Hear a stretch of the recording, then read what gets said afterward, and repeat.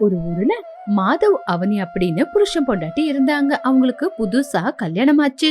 அவனி middle class குடும்பத்துல இருந்து கஷ்டம்னா என்னன்னு தெரியாத குடும்பத்துல இருந்து வந்தவ. மாதவ் மட்டும் சின்ன வயசுல இருந்து கஷ்டப்பட்டு ஏதாவது ஒரு வேலை செஞ்சு வாழ்ந்தவன். அவனி, நான் உங்ககிட்ட ஒண்ணு கேக்குட்டா? என்னங்க, என்ன ஆச்சு? கல்யாணமாயி 6 மாசம் ஆச்சு. உன்னை நான் நல்லா பாத்துக்கிட்டு இருக்கேன்னா? ஐயோ, அது என்னங்க அப்படி கேக்குறீங்க? நல்லா தானே பாத்துக்கிட்டு இருக்கீங்க. உங்க அப்பாவுக்கு நீனா ரொம்ப பிடிக்கும். உன்னை எந்த வேலையும் செய்ய விடாம பாத்துக்கிட்டு இருந்தாங்க. நீங்க சொல்றது உண்மைதாங்க. எங்க அப்பாவுக்கு நான்னா ரொம்ப பிடிக்கும். ஆனா எனக்கு இந்த வேலையெல்லாம் செய்ய ரொம்ப பிடிச்சிருக்குங்க. அப்போ நீ இங்க சந்தோஷமா தான் இருக்கியா? நான் சந்தோஷமா தாங்க இருக்கேன். உனக்காக நான் என்ன வேணாலும் செய்வேன். உனக்கு எந்த பிரச்சனையும் வராத மாதிரி பாத்துக்குவேன். எனக்கு தெரியுங்க, அது நீங்க சொல்ல வேண்டிய அவசியம் இல்ல. சரி, நான் வேலைக்கு கிளம்புறேன். இப்படி மாதவ் வேலைக்கு கிளம்பி போயிட்டான். ஏங்க, இவ்வளவு நாளா நான் கேக்கல. ஆமா, நீங்க என்ன வேலைங்க செஞ்சுக்கிட்டு இருக்கீங்க? என்ன, நான் என்ன வேலை செய்யறேன்னு உனக்கு தெரியாதா? இல்லங்க, எனக்கு தெரியாது. நான் நம்ப மாட்டேன். உனக்கு தெரியாம இருக்குமா? ஐயோ இல்லங்க, எங்க ஆளுங்க நீங்க என்ன வேலை செய்யறதுன்னு என்கிட்ட சொல்ல வேண்டாம்னு சொல்லியிருந்தேன். ஐயையோ, அது என்ன அவனி? உங்களை பார்த்து உங்ககிட்ட பேசினதுக்கு அப்புறம் உங்க மனசு எனக்கு பிடிச்சிருந்தது. நீங்க கஷ்டப்பட்டு வேலை செய்யறவருன்னு நான் புரிஞ்சுக்கிட்டேன். ஓஹோ, அப்படின்னா இப்ப நான் தப்பு வேலை செஞ்சு பணத்தை சம்பாதிச்சிருந்தா? இல்ல இல்ல, நீங்க அந்த மாதிரியெல்லாம் செய்ய மாட்டீங்க. அவனி, நீ என் மேல இவ்வளோ நம்பிக்கை வச்சிருக்க. ரொம்ப நன்றி அவனி. இருந்தாலும் நான் என்ன வேலை செய்யறேன்னு உனக்கு தெரியணும். சரி, சொல்லுங்க. நான் ரயில்வே ஸ்டேஷன்ல ஸ்லீப்பரா வேலை செய்யற அப்படின்னு சொன்ன உடனே அவனி மௌனமா இருந்தா. அவனி, அவனி, என்ன அவனி? ஒண்ணு இல்லைங்க. புருஷன் இந்த மாதிரி வேலை செய்யறது உனக்கு அசிங்கமா இருக்கா? கூடிய சீக்கிரமே நான் நல்ல வேலை தேடிக்கிறேன். நீங்க நல்ல வேலை தேடிக்கிறேன்னு சொன்னப்போ எனக்கு அதுல ஒன்னும் பிரச்சனை இல்லைங்க. நீங்க இந்த வேலை செய்யறது கூட எனக்கு பிரச்சனை இல்ல. ரொம்ப தேங்க்ஸ் அவனி. சரி, வாங்க சாப்பாடு எடுத்து வைக்கிறேன். இப்படி அவனி அவனுக்கு சாப்பாடு பரிமாறினா. மறுநாள் காலையில, அவனி, அவனி, நான் சீக்கிரமா கிளம்பணும். சாப்பாடு ரெடி ஆச்சா? ஐயோ இல்லங்க, நான் இப்பதான் எந்திரிச்சேன். சரி, கொஞ்ச நேரங்க, சீக்கிரமா ரெடி பண்ணிடுறேன். சரி சரி, பரவாயில்ல.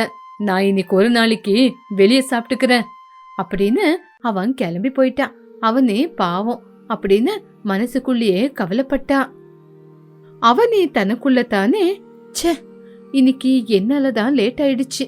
சரி, பரவாயில்ல, ஆனது ஆயிப்போச்சு அப்படின்னு அவனே அன்னைக்கு சாப்பாடு எடுத்துக்கிட்டு ரயில்வே ஸ்டேஷனுக்கு வந்தா. கஷ்டப்பட்டு வேலை செய்யற மாதவனை பார்த்து அவளும் கொஞ்சம் கவலைப்பட்டா. என்ன அவனி, நீ எதுக்காக இங்க வந்த? அது அது வந்து என்ன அவனி, என்ன விஷயம்?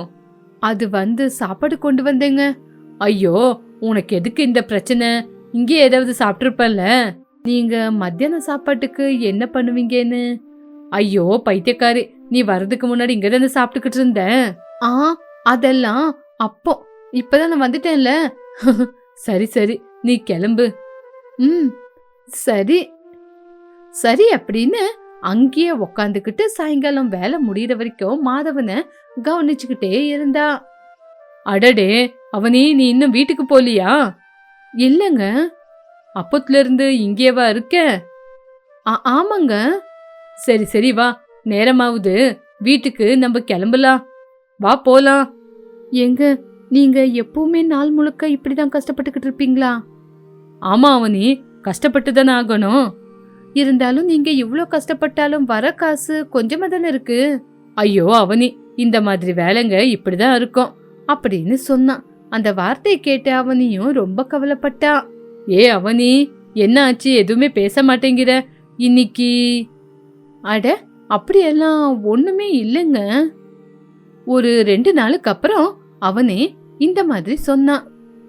ஏங்க, நான் ஒரு வார்த்தை சொல்லட்டா? நீங்க தப்பா எடுத்துக்க மாட்டீங்களே?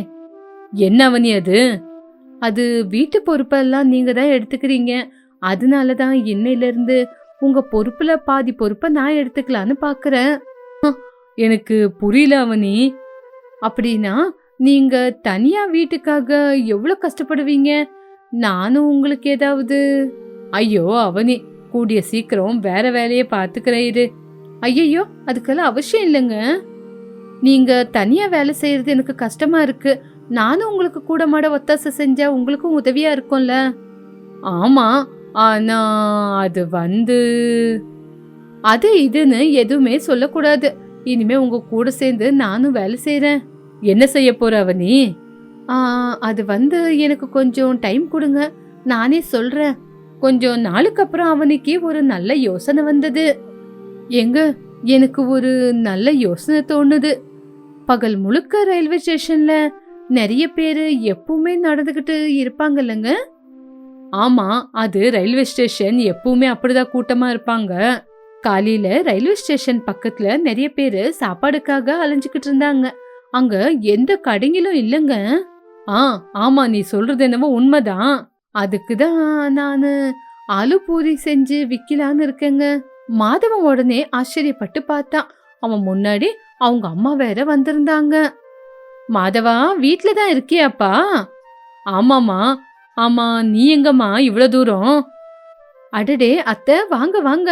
நீங்க என்னத்த சொல்லாம பேசாம கிளம்பி வந்திருக்கீங்க? ஆமா, நான் வரும்போது இது என்னவோ பூரி பட்டாணின்னு ஏதோ சொல்லிக்கிட்டு இருந்தீங்களே, இன்னைக்கு டிஃபன் அதுவா? அது அது அம்மா, அதெல்லாம் ஒண்ணு இல்லம்மா. அது ஏதோ ஒரு வியாபாரத்துக்கு சொன்னது அவ்வளவுதான்.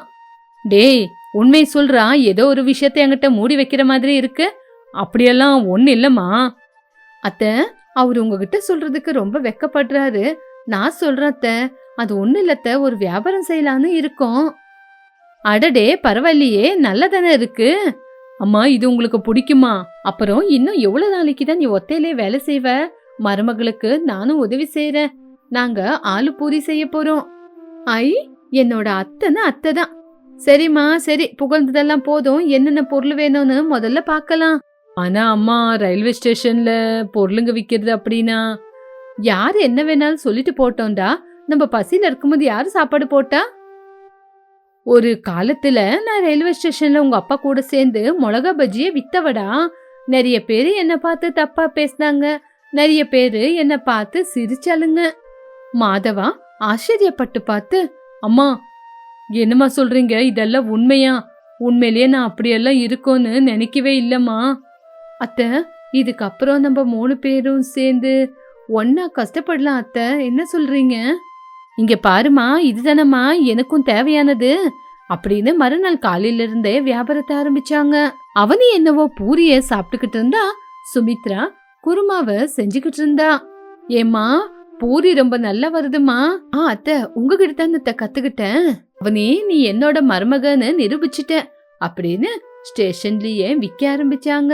ஸ்டேஷனுக்கிட்ட எப்பவுமே, இங்க பாருமா, எனக்கு 4 பிளேட் பார்சல், எனக்கு கூட 3 பிளேட் அப்படின்னு பேசிக்கிட்டு இருக்கும் போதே பூரிய வாங்குறதுக்கு ஜனங்க கியூல வந்து வந்து நின்னுகிட்டு இருந்தாங்க. சுமித்ரா, நீங்க என்ன இங்க? ஓஹோ, எங்கேயாவது கிளம்புறதுக்காக வந்தீங்களா, இல்ல டிஃபனை வாங்கிட்டு போறதுக்காக வந்திருக்கீங்களா? அட, என்ன நீங்க அப்படி பேசுறீங்க? ஐயோ அண்ணி, என்ன உங்க மருமக ரயில்வே ஸ்டேஷன்ல பூரிய வித்துக்கிட்டு இருக்கா? 4 பேரு பார்த்தா என்ன சொல்லுவாங்கன்னு யோசிச்சீங்களா? 4 பேரு பார்த்தா நம்மள பத்தி தப்பா யோசிக்க மாட்டாங்களா? இருந்தாலும் எவ்வளவு அவமானமா இருக்குன்னு தெரியுமா? கஷ்டப்பட்டு சம்பாதிக்கிற வேலையில அசிங்கம் அப்படின்னு என்ன அண்ணி இருக்கு அப்படின்னு எடுத்து சொன்ன. அதுக்குள்ள பக்கத்துல இருக்கிறவங்க, இங்க ரயில்வே ஸ்டேஷன்ல பூரி விக்கிற பொம்பளை ரொம்ப தங்கமா பேசுறாங்க. ஆமா ஆமா, ருசி கூட பயங்கரமா இருக்கு. மாதவ் அவனி பக்கம் வேலையெல்லாம் செஞ்சுக்கிட்டு மெதுவா பார்த்தான். பாத்தீங்களா நீ, அவங்க 2 பேரும் எவ்வளவு நல்லா சமைக்கிறாங்கன்னு? அது இல்லங்க நீ, ரயில்வே ஸ்டேஷன்ல 4 பேரு பூரி விக்கிற பொண்ணுன்னு தப்பா பேச மாட்டாங்களா? யாரு என்ன நினைச்சுக்கிட்டாலும் எனக்கு கவலை இல்ல நீ. சரி சரி, ஏதாவது ஒண்ணு செய்யுங்க அப்படின்னு கோமா அங்கிருந்து கிளம்பி போயிட்டா. அவனி, இன்னைக்கு எனக்கு புரிஞ்சிருச்சு. வீட்டை நடத்துறது ஒருத்தரோட கஷ்டம் மட்டும் இல்ல, 2 பேரோட முழு கஷ்டம். ஆமாண்டா, உண்மையா நேர்மையா சம்பாதிக்கிறவங்க கையில நல்லதே நடக்கும்.